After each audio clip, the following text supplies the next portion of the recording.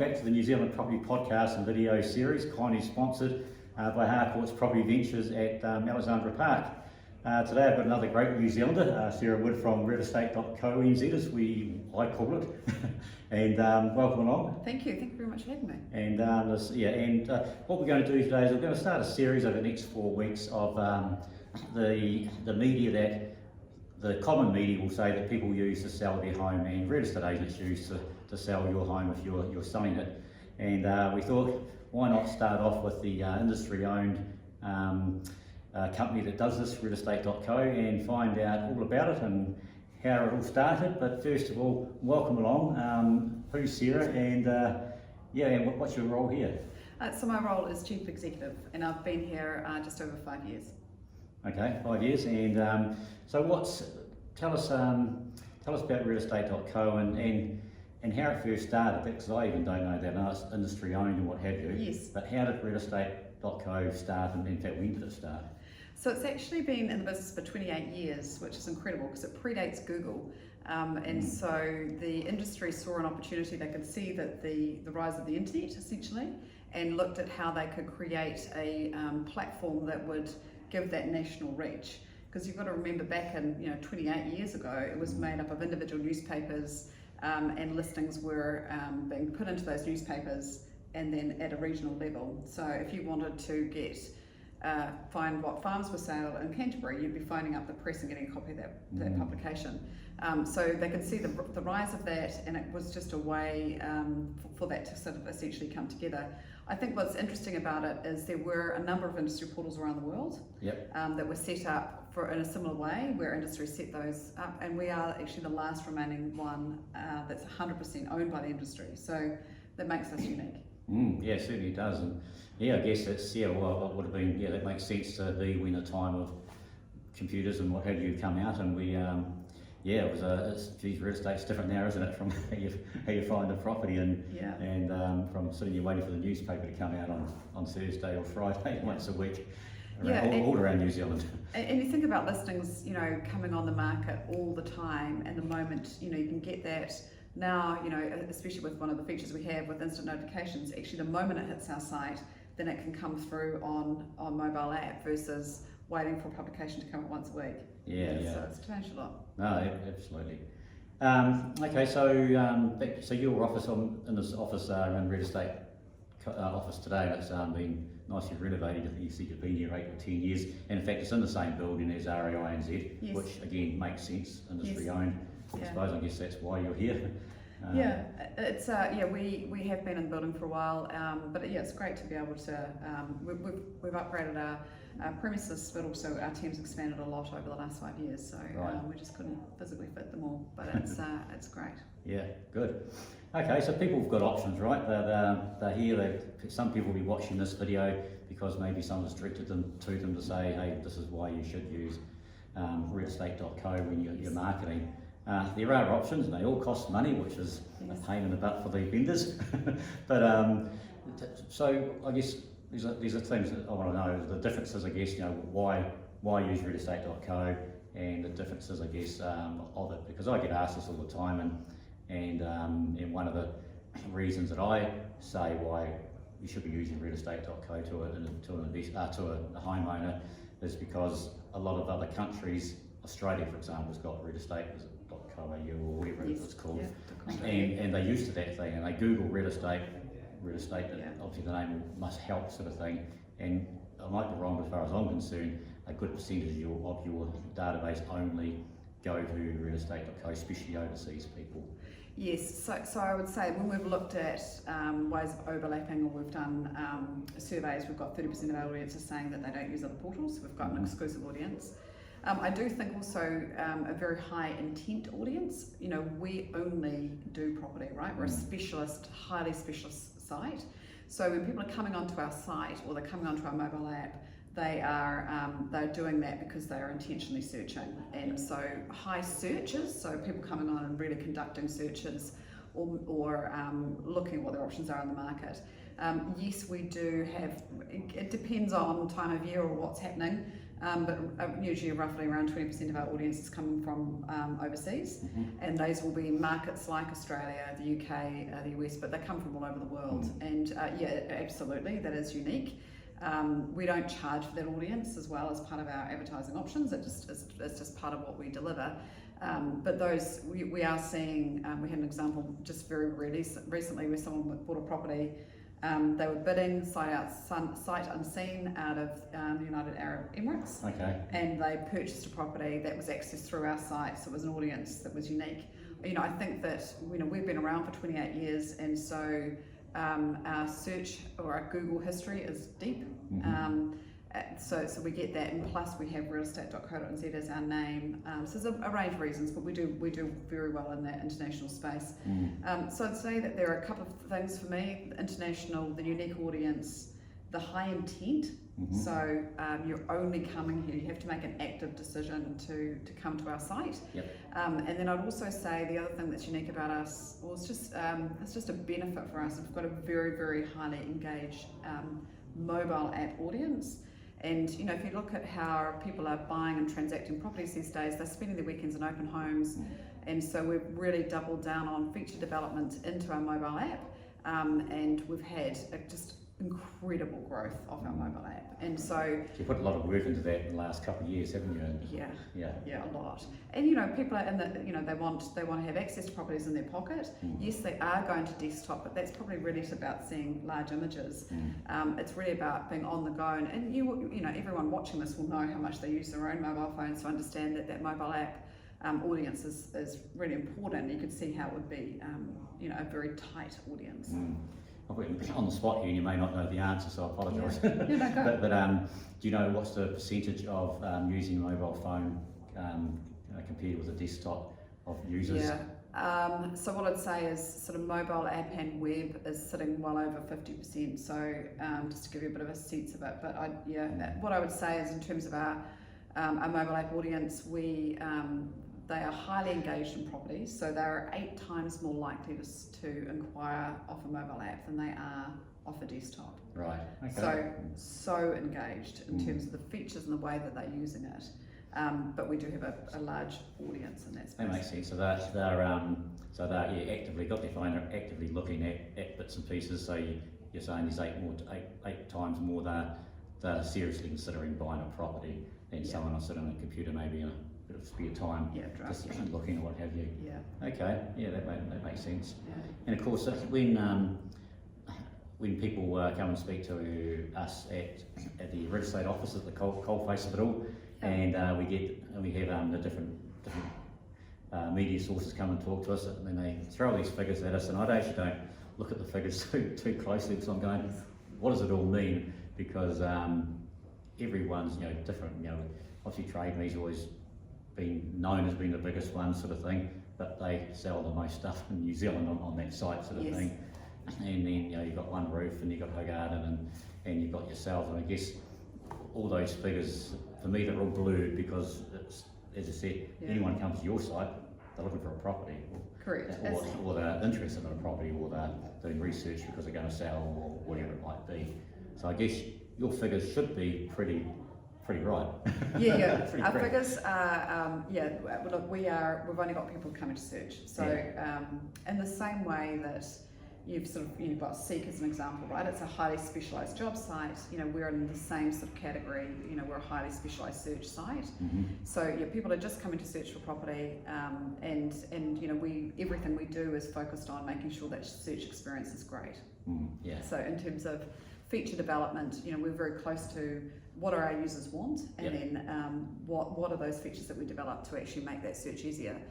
So we're quite clear around where we operate. Okay. And what sort of another question I could have preempted these questions, but I haven't. Is obviously you put a lot of effort and work into the mobile app. What's the increase, roughly percentage-wise, in the last couple of years of people using realestate.co? I guess that's a combined thing of desktop and so I guess if you put a lot into it, you'd expect, and by the sounds of it, it has increased. So look, what I would say is, I won't give you a percentage increase, but what I'd say is when I started here 5 years ago, we had about 1.2 million users. Now in November figures last year were about 1.6 million users. I think we're sitting there just slightly under that in the most recent numbers that I looked at. So you can see that's considerable growth. That growth has absolutely come through mobile app. It's also come through desktop, and it is, it's off the back of we have completely rebuilt both the front end site and our mobile app. And it is about, people that are coming to search, they want a very specialised search experience which we deliver on, and then what are those unique features that actually deliver that for a user? Like, how do you make it easier? So, when you look at some of the features we've got, we were first to launch the instant notifications, so the moment a property hits the market, now we've rolled that out to price change history withdrawn, so all of these things when you're searching, if a property's coming off the market, you want to know that immediately. And the most recent thing we've done is listing minimize. So in the search results, say you're searching Ellerslie, the Ellerslie list will come up, you'll go through and say, actually, I'm going to discount this property, I've looked at it, but I've decided to minimize that in my search so that you can actually start to personalize and filter your search. Again, that's something that's unique to us, but it's actually about how you do those things to create a better user experience, because when you're really looking, especially if your net is wider, how do you're going through and you're going, have I seen this property or not? It's about how do you really filter that down and make that a better experience. Okay, so you're sort of saying if you're into property or into looking at property to buy something, I guess I live and breathe property sort of thing, you're saying make it a part of your lifestyle, so you have got it on the app so you can control things, and especially that's an important one. Have I seen this before, have I? Yes. Because that's good to do that. Just think of those stats before, 1.2 to 1.6 mil, if you're at 25% in 5 years, which you might go, oh, that's okay. Think about the property market. It was the coolest thing in the world to do 5 years ago, and the market was so hot. Yes. So to have that go through what we've gone when went down 19.2% over a couple of years, and what have you, to have 25% more users. Oh, totally. That's pretty good. Look, it's an amazing number. And what I would also say is that it's not like we've had a flood of new buyers coming in, right? We're transacting around the same number of properties. It sits around, give or take, 10,000 a month. So it's been great. It's been great growth. Okay. I don't know. I think I've got about all the questions I've got to ask. What do you got? What do you got to say? Why realestate.co? Look, what I would say again, sort of going back to that high intent audience, also serious. So that they're in the serious part of that search. That they will come to us when they are just looking or trying to assess their options as well. But we have 30% of our audience look at the same listing 2 or more times a week. Right. And that tells you a lot about what our audience are doing, right? They're here, they're searching, they're looking, they're inquiring. We've added a lot more data and information. We also have a unique data set because we've got the Ryan's data that feeds into our market insight section. So that means that in those aggregated numbers, it has sold prices, but at a total number, it also shows what's happening in the market from a market movement standpoint. So I think those data sets are interesting because I think you can get average asking price overlaid with sold, and it gives you an indication of where the market's moving. And I think that the way that data is put together and displayed is unique on our site. And I think if you're buying, have a look. It gives you a sense of where the market's moving. Like, what is the market asking for, but actually what's happening in the sales piece? Because I think that can tell a story. And if you pull that data up and look at it over 5 years, you'll see those trend lines are really different. And if you have a good look at it, look at sort of 2021, 2022 when the market was really hot, and you'll see that those, you'll see the lines cross over and flip, and that's really telling you the sold price was going over the asking price because of the heat in the market, and then look at it again now and see for your suburb or your area, what are those numbers telling? And it does vary, because what you see in Canterbury is not the same as what you'll see in parts of Auckland. Yes, really good. And for real estate agents watching this too, is we always get asked by people, what's the market doing? And we'll give our little sixpence worth of what we think is happening. But if we should be again going to real estate, seeing them to real estate to go, seeing the actual figures that they said they owned by the industry, they've got the data. So we should be doing that also. So, and just one incredibly important question that I almost forgot to ask was with the packages. Obviously, the big four medias have packages that cost a few $100s or $375, I think the current rate might be, or thereabouts, going up to $1,000. Yes. And give us some real crunchy stuff on what the differences are. So what I would say is the more premium the package, the more views you'll get. Yeah, why? Why? Because of the way that it is boosting that listing into the top of the page and where it will be distributed and getting in front of an audience. So the most premium option that we have is a platinum package, which will sit in a rate card between $11.49 and $12.49, depending on where you are in the country. That is 6.5 times more likely. 6.5 times more views than our other offerings. So it is about extending your reach. And I think when you are selling a property, you want to make sure that you get every available buyer in the market. Definitely at the moment. Yeah. And these products are geared to do that. They're geared to make sure that you are increasing that reach. And so I think Platinum is a fantastic option. So what extra? Where do those extra six to one people come from? By getting that major package, obviously it's in front of more people. Well, sorry, it's boosted more often, so that's one way, I guess. And social media. And social media is tied into that platinum package. Yeah. So it is going across social media. So So it's going across search, and it will go through all the social media channels, and it will be pushed out, and that extends its reach as well. Yeah. So in terms of value for money, because it's locked, they've got social media as part of that platinum option. It just has that extended reach. Okay. So they're the main two things. And you know, is it all sort of, where on social media does it go? Obviously you've got your own Facebook pages and what have you. And no, it goes out to a targeted audience. Okay, yeah, it's targeted. Yeah, okay. It goes out to a targeted audience. Yeah. Okay. And it's all driven by AI algorithms and all those clever things behind the Yeah. scenes. Yeah. But no, that's a great product. Great. Okay. Oh no, that's good, because that's the big thing sometimes, and it's hard to get. Some vendors are happy they want the best and want to spend the money. It's the same old thing, and I talk to people all the time, and I don't like saying it, but we're here to make your money, not save your money type thing. Yes. And I've got, all the people I've said have been my vendors and heard the story. I'm not going to tell it today, but you know, where someone spent a few thousand extra and they got 65,000 extra for their property. You know, that's what I mean by putting out to a few more people than you were, and getting the people, because it's the more people that there are looking at your property, the better.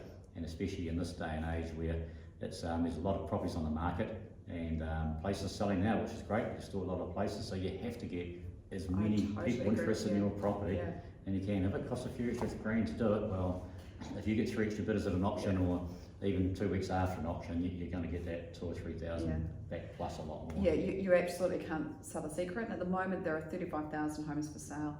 Yeah. Right, so that's 35,000 in New Zealand. In New Zealand. Yeah. So that's up, back to levels we had 10 years ago. And then you look at 2021, it got as low as 12,500 on our site in terms of total number of homes for sale, because things were selling through so quickly and just not enough properties were being brought to market. Yeah.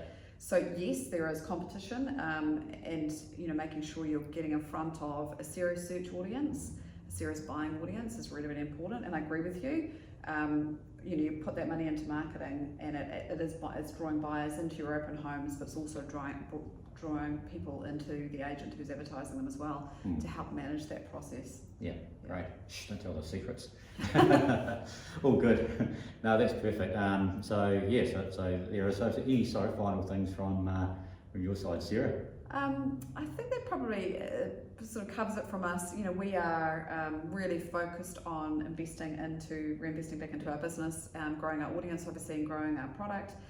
You'll see more from us in terms of new features. We're always looking at how we can do things better for both the people that are using our site and buying and selling, but also what we can do for agents. So you'll see more from us. Maybe we catch up again this year. Absolutely, no. Always welcome to get repeat people on the podcast. So that's great. Well, thank you very much for your time today. You're welcome. And thanks for changing the location at the last minute because of our stuff going on at work. No problem. And thanks for listening. I hope you got a lot out of that. And it's a big decision when you are spending money on selling your property, but it's a big asset. It's the biggest asset you've got, so don't waste the opportunity and sell yourself short, I guess I could say.